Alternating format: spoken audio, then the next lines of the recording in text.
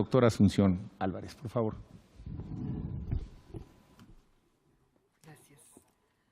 Muy buenas noches, miembros del Presidium. Muy buenas noches a todos.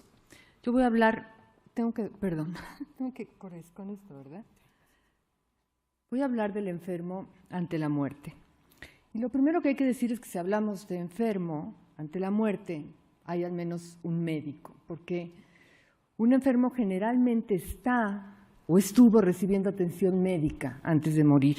Y así es como la mayoría de las personas encuentran la muerte hoy, con todas las ventajas que esto representa y desventajas que también puede representar. Ventajas porque pueden tener muchos beneficios y más con todos los avances del conocimiento y de la tecnología. Pero también puede haber problemas por una medicalización que no entiende o parece alejada de la idea de que la muerte forma parte de la vida y de que siempre habría que procurar prolongar la vida, cosa que también pasa.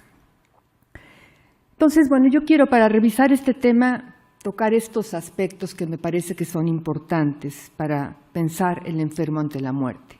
¿Cuáles son los derechos del enfermo? Si hablamos que está en la atención médica, podemos hablar de un paciente.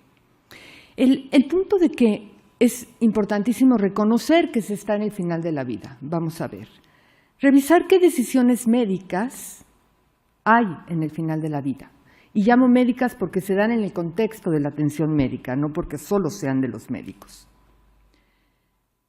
Luego ver qué necesita de su médico un enfermo que está ante la muerte. ¿Y cómo se puede preparar uno para el final?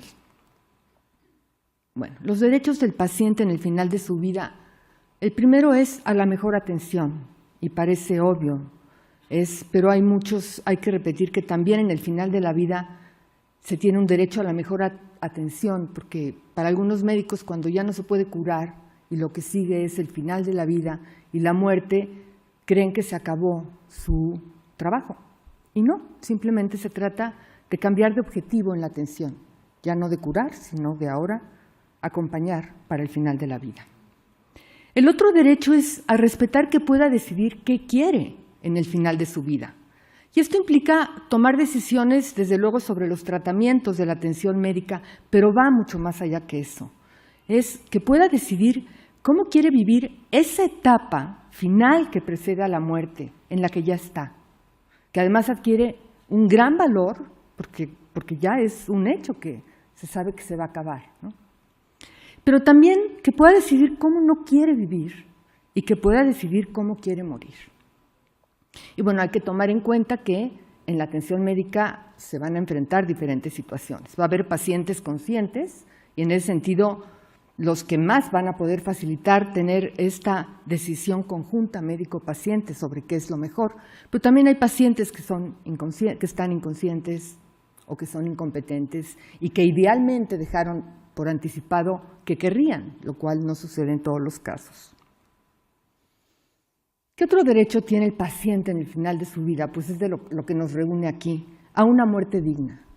Y la dignidad es un concepto que puede ser muy complicado, pero podemos todos entender lo que nosotros querríamos como la mejor muerte.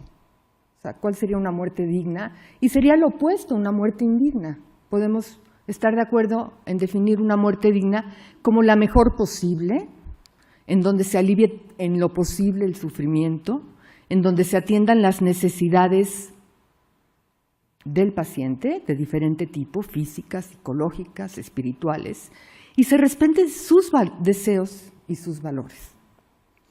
Y para tener una muerte lo mejor posible, desde luego que intervienen muchos factores. Interviene de qué enfermedad estamos hablando, la personalidad de la persona que va a morir, sus experiencias, qué tanto reflexionó antes sobre la muerte, las redes de apoyo con las que tiene, todo eso influye. Pero lo que es esencial entender es que el papel de médico es como la puerta que abre la posibilidad de que se empiece a buscar la mejor muerte posible. Lo que diga y haga el médico desde el momento en que sabe que se está en el final de la vida de una persona, porque ya no es posible evitar la muerte que va a llegar, lo que diga y haga es determinante. Y en este sentido, lo que diga y haga es determinante porque solamente si se reconoce, si un paciente reconoce que está en el final de la vida, podrá tomar las mejores decisiones sobre el final de la vida. Si cree que todavía se puede curar, pues no va a ocuparse de lo que implica tomar decisiones al final de la vida. Preparar lo que tenga que preparar, hacer las despedidas que tenga que hacer, decidir cómo quiere vivir, ¿no? Y reconocer que se está en el final de la vida, pues sí pasa por aceptar, saber, como paciente, como familiares, como médico, pues que las cosas no son como uno quisiera. Uno quisiera saber que todavía se puede curar, pero si ese no es el caso, pues eso es lo que tiene que saber el paciente. Y al médico le corresponde dar esta información, es el que tiene los conocimientos para identificar que eso es lo que está pasando. Y yo podría decir que creo que es una de las tareas más difíciles para el médico, sobre todo porque vivimos en una sociedad negadora de la muerte, en donde los pacientes tampoco llegan preparados para la muerte. Entonces es la confrontación ahí. Pero es central que se pueda dar esta comunicación y estas conversaciones sobre que lo que está pasando es que se está en el final de la vida, para que realmente el médico y el paciente puedan hacer equipo para buscar el mejor final de vida, etapa y momento final. Porque muchas veces lo que pasa es que el médico está actuando, haciendo lo que mejor cree, buscando los tratamientos que mejor cree, por un lado, y el paciente está por el otro, con sus propias necesidades, preocupaciones. Entonces es tan importante que el paciente tenga la información que conoce el médico sobre lo que le está pasando, como que el médico tenga la información sobre cuáles son los valores, las creencias, en qué forma quiere vivir el paciente y en qué forma no quiere vivir, para juntos realmente poder tomar las mejores decisiones. Y esto implica también entender que hay momentos en que la muerte no es el enemigo a vencer, que incluso la muerte puede ser lo mejor que pase, porque vivir en ciertas condiciones puede ser peor que seguir viviendo. Todo esto implica poder revisar algunas de nuestras actitudes y posiciones. Ahora, muy brevemente, ¿cuáles son las decisiones médicas que se dan en el contexto de la atención médica en el final de la vida?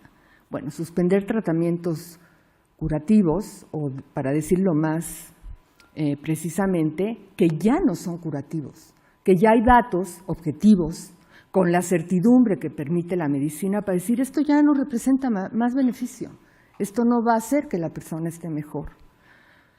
También la suspensión de tratamientos de soporte vital, cuando no se justifica solo postergar la vida, prolongarla, o para decirlo de otra manera, no se justifica seguir impidiendo la muerte.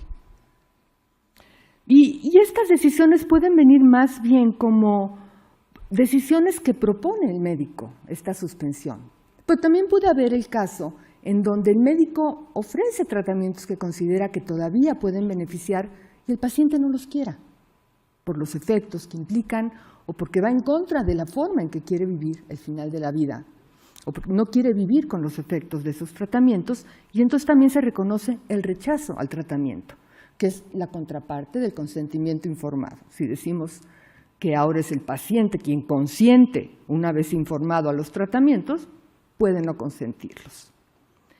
En situaciones excepcionales podríamos pensar en otras decisiones que implican que el paciente reciba la ayuda para poder adelantar su muerte. Y aquí estaríamos hablando de la eutanasia y el suicidio asistido, que están prohibidos en México, pero que habría que considerar y que habría que poder discutir. Y otra decisión que se reconoce bastante ya en otros países y que realmente en México pues casi no hemos hablado, que es la decisión de un paciente consciente de dejar de comer y beber para poder terminar con su vida, porque considera que es mejor terminar con su vida.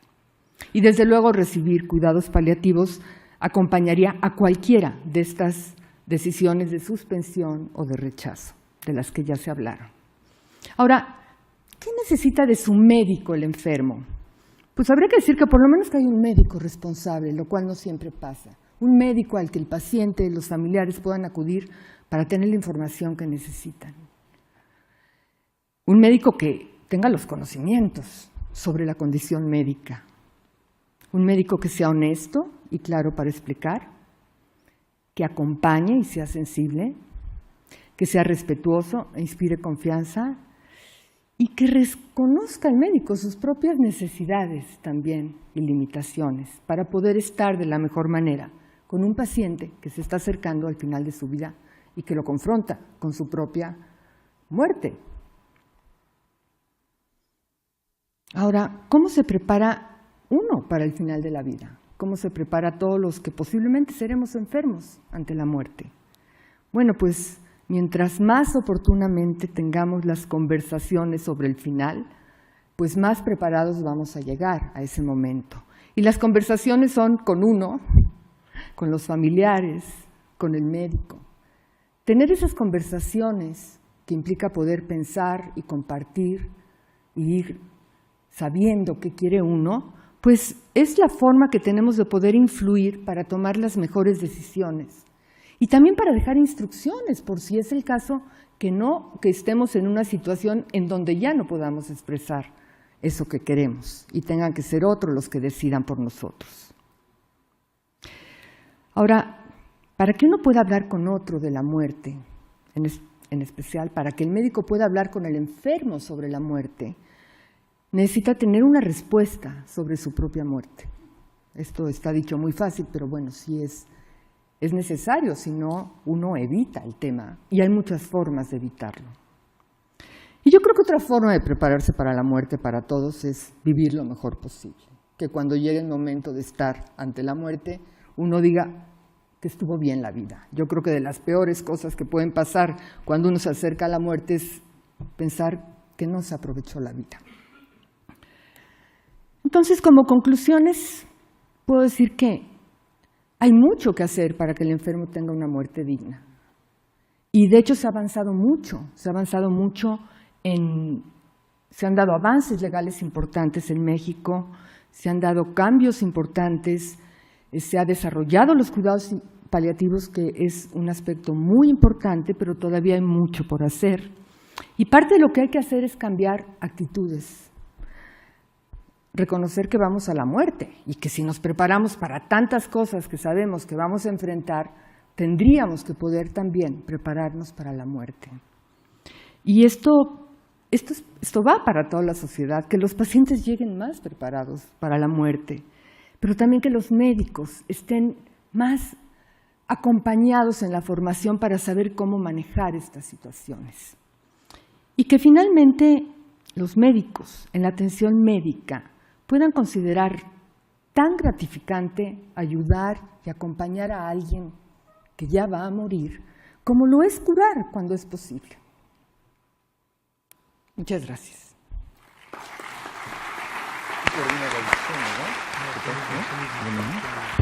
Muchas gracias, Asunción. Pues yo simplemente concluiría para abrir la discusión